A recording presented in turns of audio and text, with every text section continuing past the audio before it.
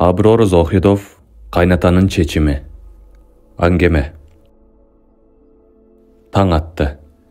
Кадыржан жүрөгү кысылып келген бул үйдөгү алгачкы аткан таң.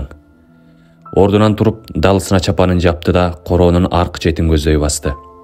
Кимдир бирөөнүн тамаккыра жөтөлгөнү угулуп, караса короодо кайнатасы Бурхан аке жүргөн экен. Бирок ал күйөө баласына карабай бөлмөсүнө кирип кетти. Кадыржан салам берсем деген тили тишине такалып калгандай болду. Эмне кылсын, арга жок. Мындай тагдырга өзү макул болуп келбеди беле. Чыдабай кайда бармак. Эртең мененки чай үстүндө да сөз кошкон жок. Сыр бербей тымпыйып отурган кайнатасынын оозунан нымып сөз чыкпады.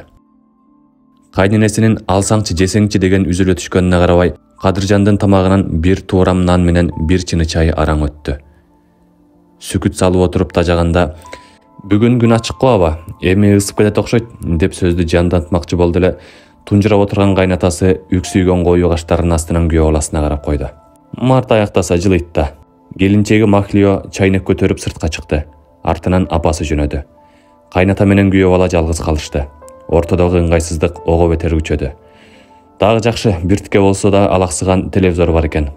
Кадыржан Европа футбол лигасындагы оюндарынын натыйжаларын кызыгып көрө баштаганда, кайнатасы телевизорду башка каналга которду. Ал жакта кончу узун өтүк кийип алган кабарчы камыш арасында ары бери тегеренип, ылай жерди чукуп аткан экскаватордун иши туурасында маалымат берип жаткан экен. Күч күйөө деген ушул экен да. Жада калса телевизорду дагы каалагандай көрө албайсың. Бирок чыдабаска аргаганча. Тикенек үстүндө жашагансыган бир ай өттү. Кадыржан жумуштан кайтып келгенде дарбазаны кайнатасы ачты эле, оозуна кол сунуп салам айтты. Ооз учу менен алиге алган Бурхан аке күн кетти. "А дегенде колуңарды жууп албайсыңарбы? Жумуштан келаткансыңар го. Саламдашканда а дегенде улуулар болсунчу эле." Ыза боло түшкөн Кадыржан унчукпай үйгө кирип кетти. Кеч кирип калганда дарбаза жактан чакырган үндөрү болду. Сыртка чыкса достору келишкен экен. Төртөөнүн тең колунда көтөрүп алган белектери бар. Орусияда иштеп жүргөндүктөн булар тойго келе алышкан эмес. Коңуз Мурат Халим биринчи болуп аны кучагына кысты. "Охо, кандайсың дос? Тойго келе албадык. Бирок самолеттон түшөрүбүз менен эле үйдөгүлөр менен учурашып коюп сага чуркадык. Кушпоо бек болсун, досум. Бизге арнаганыңды текчеге алып койгондурсуң" деди сөз дилип кеткен Курбан. Баары менен бирден кучакташып көрүшүп атканы менен Кадыржан итин ит тырмап аткандай камтама болуп турду. Бул жагы кандай болор экен эми? "Кана үйгө кирбейлиби?" деп калды куркуйган Узун Эркин. Аргасыз ой басып туруп калган Кадыржан сыр билгизбей кайратын топтоп жайдары түр көрсөттү. "Кана ичкери киргиле, рахмат досторум. Төбөм көккө жетти силерди көрүп." Дасторкон жайылды. Аялы тамак камына киришти. Кадыржан болсо айнек шкафтын ичинде тизилип турган арактардын бирин алып чыгып ачты. Ал өзү ичкиликке жок эле. Бирок Кадырман достору келип атса, кантип бир шише бузбай коет. "Ушуну жөн эле койсоң болмок, Кадыр. Ансыз да орустардын жеринде буга кокобуздан тоюп келдик эле", деди Халим. Эркин досунун кебине моюн бербеди. "Бул эмне дегениң? Орустар үчүн ичет экенбиз да досубуз үчүн ичпей коелу дейсиңби?" деди да шак эле кыдырата куюп өзү сөз айтты. "Дос менен аяштын бакыты таалайлуу болуш үчүн." Алып жиберди да артынан туздалган бадыраңдан кырт чайнаган Эркин андан нары бакылдады.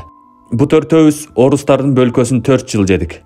Арак дегениң аякта дарыя болуп эле агып турат экен. Аялдар болсо кадам сайын бутка чалынат." Могу Курбан бирин таап үстүнө кирип алды. "Көөнүн гана тапсаң болду, жаткан жериң да тамак ашың да белең." Жигиттер каткырып калышты, бирок Кадыржан гана ыңгайсызданып турду. Ким эмне десе эле анын баары айланып келип, анын намысына тийип жатты. Балдардын ичинен акылдуу урагы Халим муну кылдат түшүнгөндүктөн колдон келишинче бул абалдан сылык чыгып кетиш үчүн олуттуу кеп баштады. "Бирөөнүн жалгыз кызын ата-энесинен ажыратпай жакшы кылыпсың, дос. Каарыган чал кемпирдин батасын алып, үй-жайга эйлик кылып, неберелери жанында чуркап жүрсө жакшы да." Эркин ушул жерден кептин учугун дагы жыра тартты. "Жакшы эмей эле зор иш кылгансың, дос. Бир ок менен 2 коен аткандай. Аялды да алып, үйгөдөй болуп калганы жаманбы?" Кадыржан ичинен зырыптей түштү. Мунун азабын билбеген соң айта бересиң да. Эркин андан нары кебин улады. "Мисалы, орустарды алалы. Бизге окшоп келин алат элем дебейт. Бир чочкону оодура соет дагы той берип, анан күйөө аялыныкына кирип алып жашай берет. Эх, Россия." Ансыз да тикенектин үстүндө отургандай Кадыржан арак куюлган чынаны шак алып тартып жиберди. Аз-аздан ичип отуруп кызый баштаган тең туштар улам бирдемелерди эстеп дуу түшө каткырып отурушту.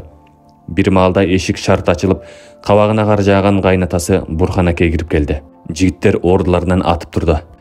Силерде уят деген барбы деге? Бул келиндин чилдеси чыга эле күй болсо, аны башыңарга көтөргөнүңөр аз келгенсип, шайтандын суусунан да шимирип отурасыңар. Билип койгула, бул менин үйүм. Ошондуктан бул жерде баары мен айткандай гана болот. Анан көздөрү чекчейип туруп калган Кадыржан катырылды. Күйөө бала, досторуң аракеч экенин билгенимде, кызымды эзели сага бермек эмесмин. Буларды жана эле жолотпой койсом болмок. Сени гана аядым да. Араң турган Кадыржан тарс жарылды. Ушинтип аяганыңды сенин. Кайненеси менен Махлионун жалынып жалбарганына карабай, дарбазадан 5 жигиттин баары тең чыгып кетишти. 4 күн Халим досунукунда жатты. 5-чи күнү аялы экөө тез сүйлөшүп жүргөндө кыналышып турчу көчөнүн башындагы тыт астынан жолугушту. Ушинтип жүрө бересизби, үйгө кайтпайсызбы деди Махлио. Кайтпаймын. Мени десең сен да ал жактан чык. Махлионун өңү бузула түштү. Мейли, мен чыгып кетейин, бирок мени кайда алып барасыз? Үй чабысыным тыгылып отурган атаңыздын үйүнөбү? Чычкан идине батпай атып куйругуна калбыр байлаптыр дегендей, өзүңүздөн барар жериңиз жоктан мени кайда тартыкылайсыз?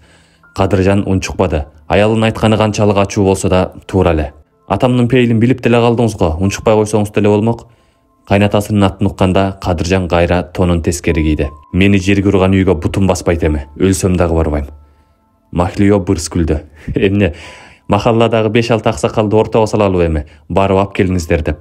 Кадыржан аялына жек көрүү менен жалт бир карады да бурулган бойдон кетип калды. Эртеси эле шаарга жөнөп кетти. Эптеп баш калкалаган батир таап жумушка кирди. Тапканын чыпчыргасын коротпой чогулта берди.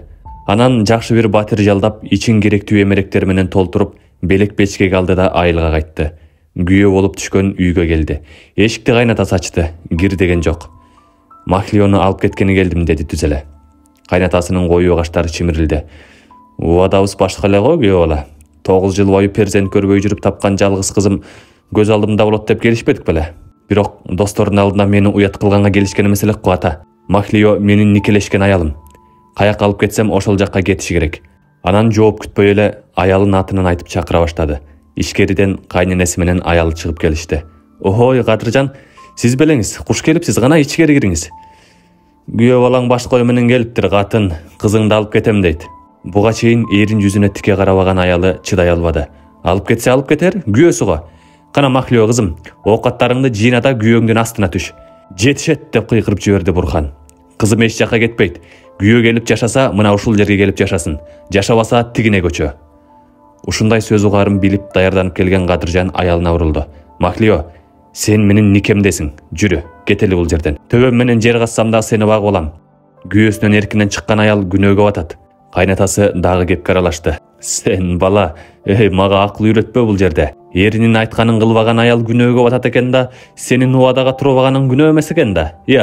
Сендей сандалган неменин кеби экен да, 20 жыл бап эстеп кыз өстүргөн меники сөз эмес экен да. Кана жогол бул жерден. Бар дагы жанагы аракеч досторуңа кошулуп алып чүкөңдү ар ойно. Кадыржан таяк жеген иттей болуп чыгып кетти. Аялы артынан ээрчиген жок. 2 жыл өттү. 5 жолу аялын алып келгенге аракет кылды. Ортого киши салды, жалынып жалбарды.